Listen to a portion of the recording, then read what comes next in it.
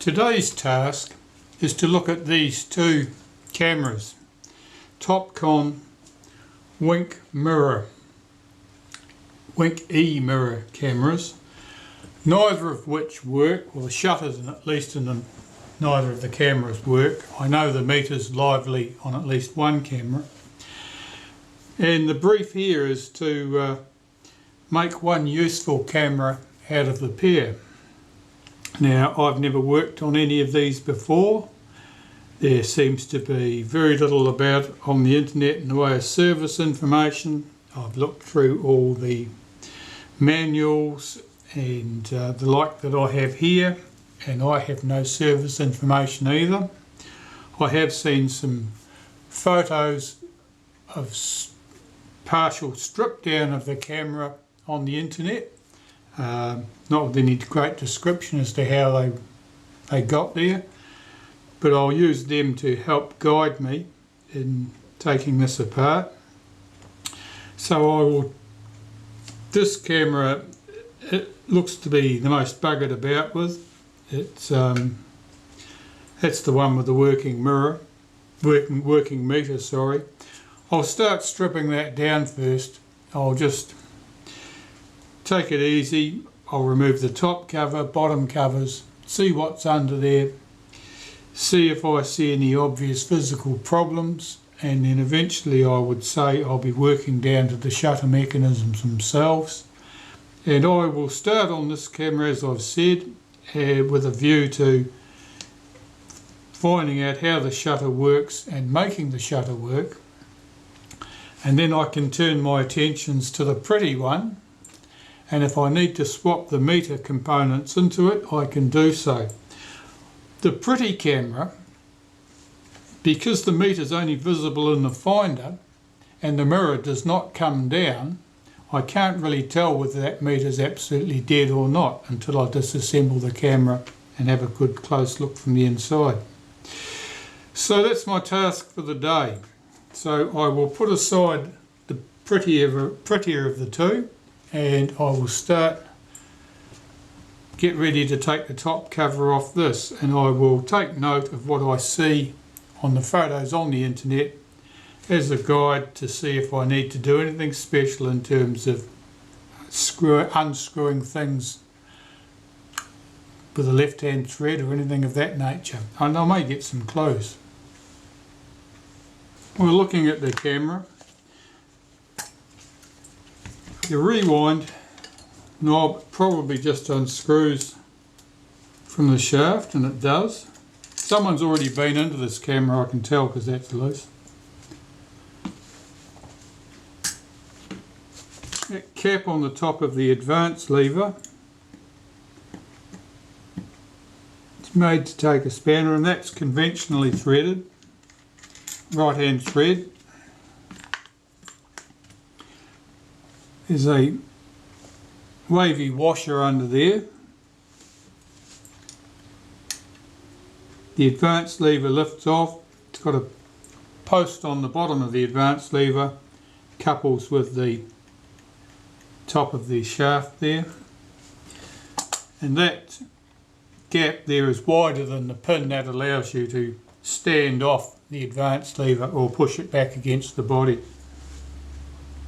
I've got to remove this piece.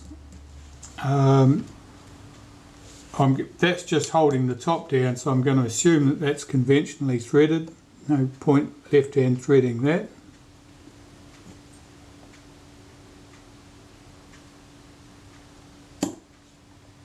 That's very tight.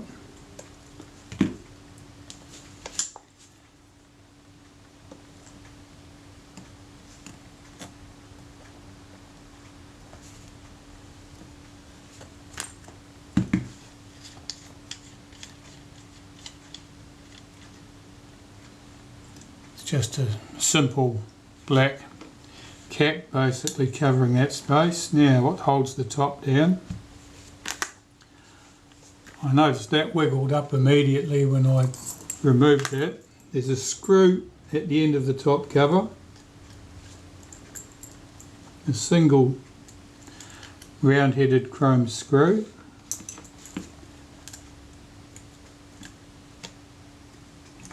And I hope that shutter button lifts up with the top. Oh, something just fell out. Little piece of plastic. It looks like a dust cover from perhaps the top of an exposure meter, something like that. Or it might have just been a stray piece of packaging that had fallen in there. Okay, so the top cover's off. Here's the meter. And as I suspected, that piece of tape would have sat across there. Let's have a look at the top cover. Anything of note? There's a plastic protector for the prism, and there's a block of foam in the top of the housing here. Now there's two pieces of foam, one upon the other. I assume that that's nasty looking stuff at the bottom was original, and somebody has put this piece here at a later date to do the job, but they didn't bother to clear away the old foam first, so no prizes for doing the job nicely there. Now this camera was the one with the working exposure meter, and I can see that the movement is in fact lively, and I'll put a bit of tape on the top of that to replace that dead piece to keep anything out that I don't want going in there. It looks at first glance like the meter comes off as an assembly. There's a single screw there. There's a hole here where there was possibly a screw. There's certainly not one now. And the cell is on a bracket attached to the meter.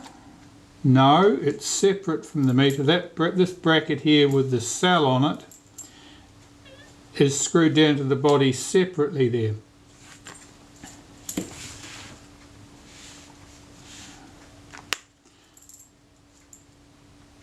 Let's see if we can take that bracket off and the meter all at the same time.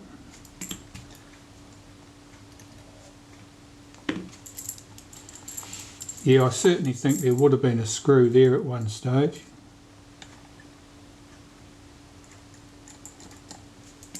That's wobbling in a very promising looking fashion. Will it come off with the prism? Here's the prism. Oh, that's lost a lot of black paint, but the silvering looks okay. And here is our good meter and its associated bits and pieces. Now under the top, what do we see? Well, now the mystery of that horrible black blob that I could see in the finder becomes clear. It was simply a patch of the black paint from the prism that had fallen off the outside, and it was sitting on the screen, and I couldn't for the life of me figure out what that might have been.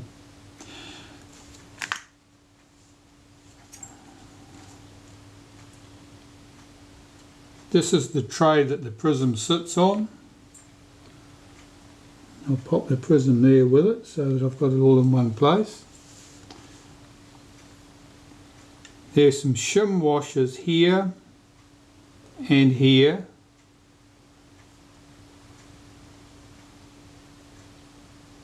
They simply adjust the position of that meter housing, that bracket, not the screen, because the screen is down inside here. That's fixed down with 4 more screws. There's a single screw head here, and I don't know the purpose of that.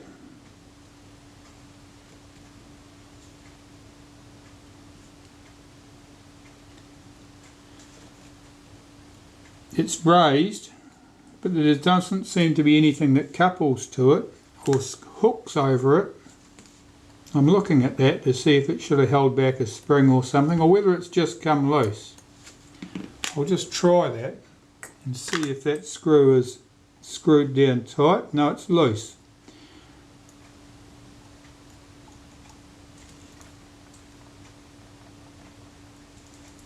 It doesn't appear to tighten down all the way to the surface,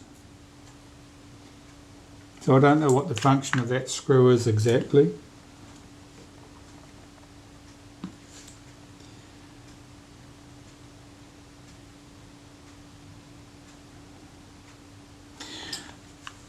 film advance, there's not much to see at the top here. That all looks pretty straightforward looking stuff, and there doesn't appear to be anything obviously wrong with that. I know the advance swings on this camera. There's another piece of that black paint that's come off the front of the prism as a sheet. There's another piece on the screen now. Little bits of black paint like that, they don't have much body to them, but potentially they could fall in and block something from moving. Just checking that nothing exciting has fallen out of the camera. No, that all looks pretty straightforward so far. I'll have a look underneath the base of the camera. And under the base of the camera, 1, 2, 4. Well, there's lots of screws here.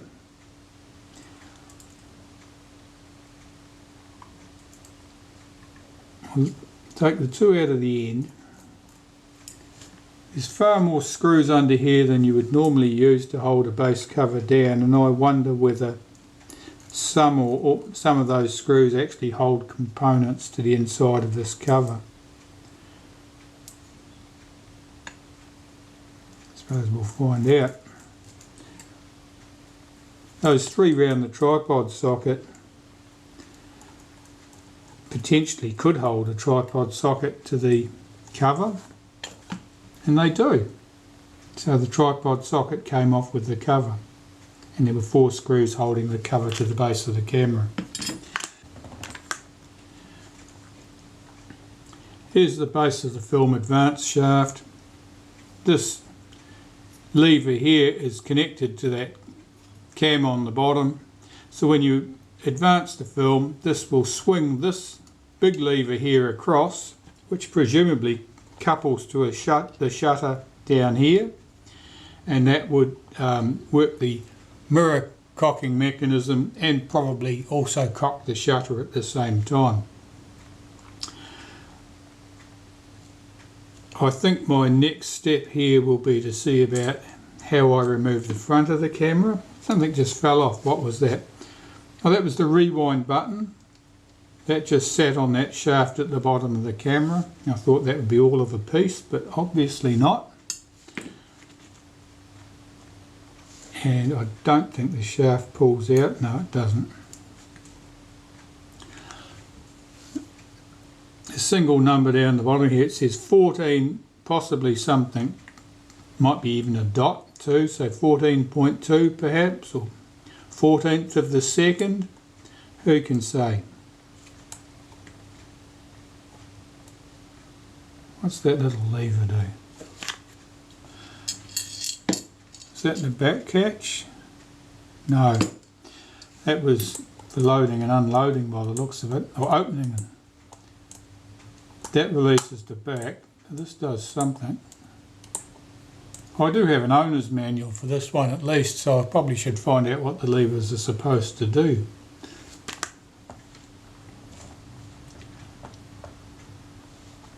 I think I'll strip the leatherette off the front.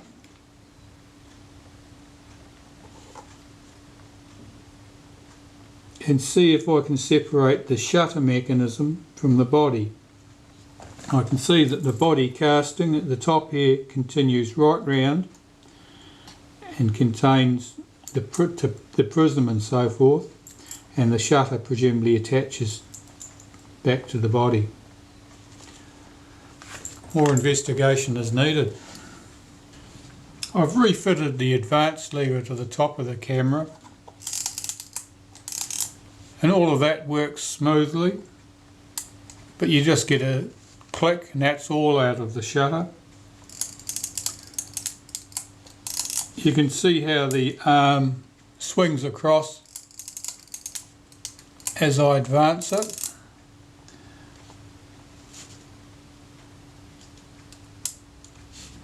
But you just get a weak click, and the click that you do hear there is related to this little pore here which blocks the film advance from moving any further now it's been cocked until you release it, and when you release it, it frees that pore up to allow you to move the film advance again. So that click is that pore falling in and out of place, not the shutter itself. The shutter's making no sound, there's absolutely no sign of movement inside the shutter. But I can see where this coupling arm connects to the shutter. There's a pin coming back from the shutter which rolls round in this plane, and it's coupled to that, and that certainly swings across. What's happening inside the shutter is one of life's mysteries and something to be found out. Now I'm looking to decide how the front of the camera is attached, the shutter assembly I mean. So I had a look in the back of the camera, and deep down inside the body here I can see the ends of two screws. And almost certainly I'd find the same underneath the sprocket if I was to remove that. That tells me that the front section is fixed to the body with screws coming through from the front, probably under the leatherette at those points. So I will have to strip that leatherette off. It looks like the leatherette has been lifted at this side. It does have a bit of a loose look to it. Yes, that just peeled off very easily indeed. It's stuck much better back here, like no one had actually bothered to peel it the rest of the way. So there's two screws there. I expect the same on this side of the body. The leatherette is obviously some sort of plastic material. It's very flexible.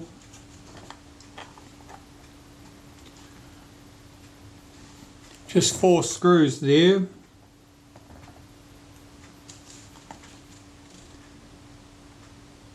I don't know whether I need to remove the focus screen first. We'll leave it where it is at the moment. I'll take out these 4 screws.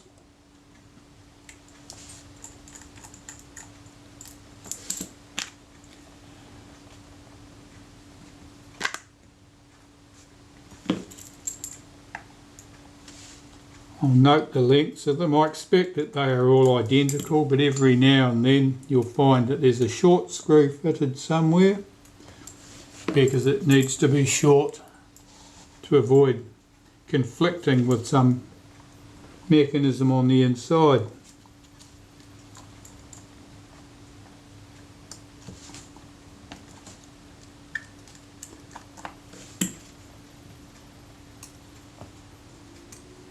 That screw there is a foreigner. It's a short one. It's got a different head on it, and I assume that that's been done for a purpose. So I've got 4 screws there. Only 2 of them are identical. That was the one from the right hand side of the body. A black round headed one from the top of the left hand side of the body, and a flat headed brass one from the bottom. I'll give the shutter a wiggle, see if it wants to lift off. It does lift off as an assembly, but it's an assembly complete with this arm here.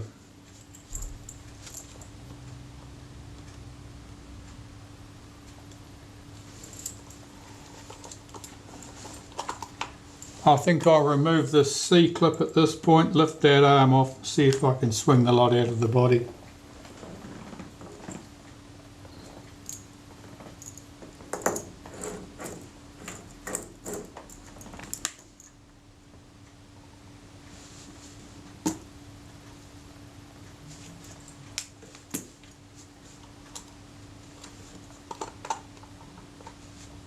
Can I lift that arm off over there now? Yes, I can.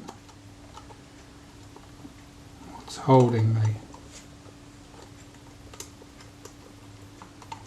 Still doesn't want to move. I'll remove that C-clip there and lift that arm off.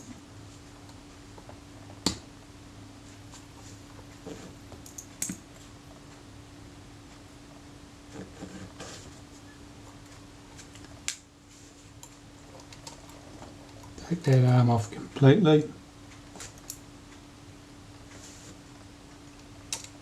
Nothing loose under there.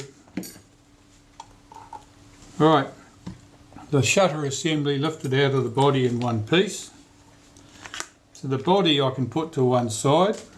Fairly happy that the body itself works correctly.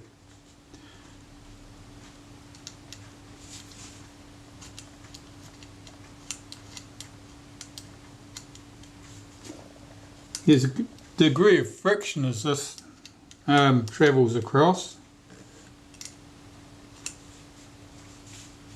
and there must be a coupling to the shutter release from the camera body here somewhere, probably here,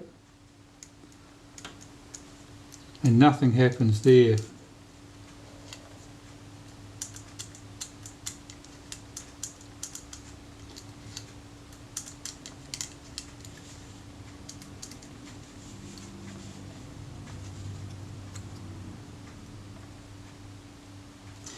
So I've got two major components here, two major sections that I need to be thinking about. One is the shutter and lens assembly at the front of the camera. Now that would be, this piece of foam just fell out, disintegrated foam. That's a light trap material. I can't see anywhere where it would be useful here. There was a little patch of it right here, so it may have been at the top front of the camera as a light seal there. It's long since dead, but material like that can easily fall down and jam something up. But as I was saying, I've got two major sections here to think about really. The mirror box assembly, which will control the mirror. And in this camera, I'm not sure whether the capping plate is part of the mirror. Sometimes that's one big section, or whether that's a separate component. And the shutter itself. Now the shutter itself will probably be fairly conventional, I would think, in terms of construction. I'm just looking at this now from the side, and I see that the shutter ring here is not square with the body. It's off at one side, it's high, there's a gap at this side which doesn't exist on the other side. So that's not square with the body. That suggests to me that there could easily be misassembly or some physical damage. The camera may have been dropped on its nose, and it may have folded in something on this side, and that's why I'm seeing that lens and shutter assembly as being askew, and it certainly is when I look at it from this angle. I don't know whether you'd be able to see that. Probably not. No, it's pretty subtle. But it means that that's not sitting square with the body, and there must be a reason for that. There's a bit of movement there, but there's almost none. Nothing that I would consider unusual for a helical thread. So I suspect there's some physical damage here, and that's why that doesn't work. So more disassembly work to come, I think. I want to strip the shutter from the mirror box, find out if there's a problem with the mirror box. It's not uncommon with SLRs for there to be problems with the shutter which relate entirely to the prism mirror assembly, because very often the shutter mechanism itself is not triggered until the mirror has swung up out of the way. And if the mirror doesn't swing up out of the way because the levers are all gummy, then the shutter never gets triggered. Right, a bit of a think, I think. I'm going to remove the 4 screws here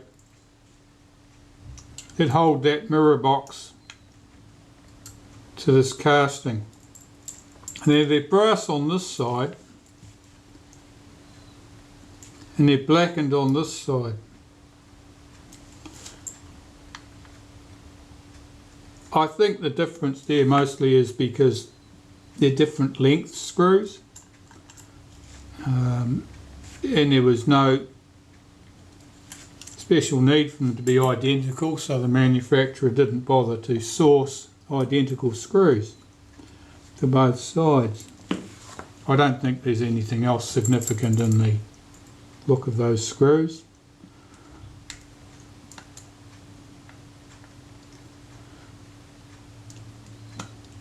Those screws are a bit tight to lift, mostly because they're locked down with a little bit of lacquer.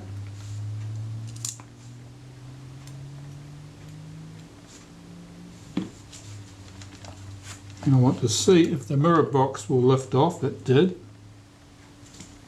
Alright, pop the shutter to one side for a second.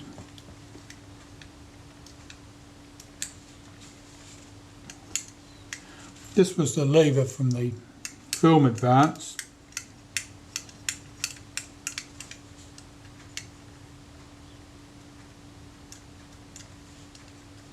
This would be the shutter release here.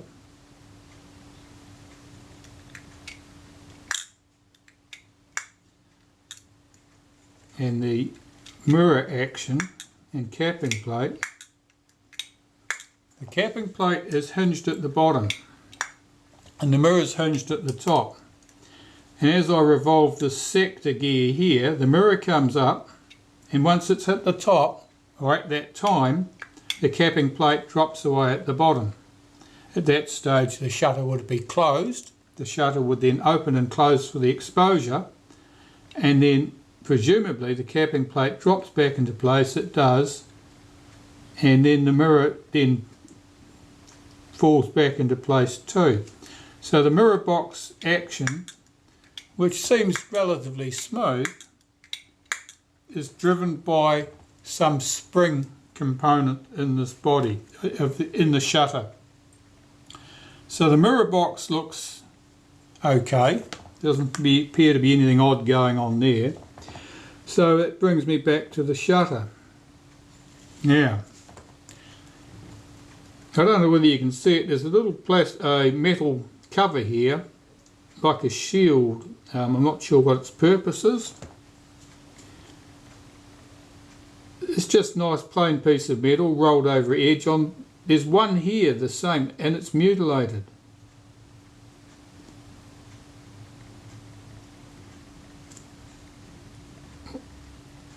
I don't know whether that's preventing anything from moving, but I wouldn't be at all surprised. There's a retaining rings visible. Whether they hold the shutter to this front part of the bodywork, I don't know. What's the helical do?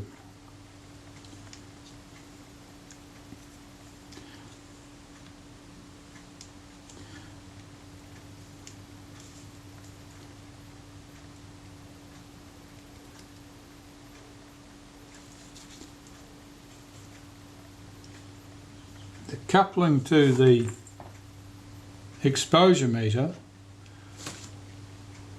would have been made from here. That in turn is coupled to this shaft here, which presumably is coupled to the aperture and shutter setting .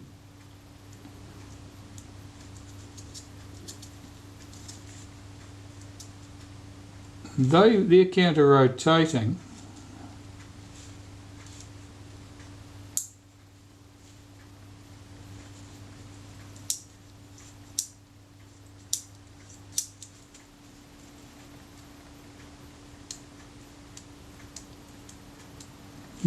They do not move freely at all.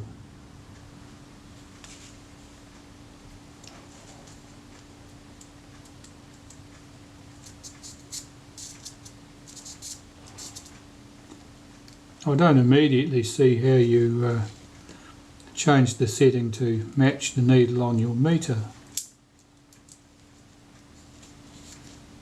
And I don't know what that little tab there does.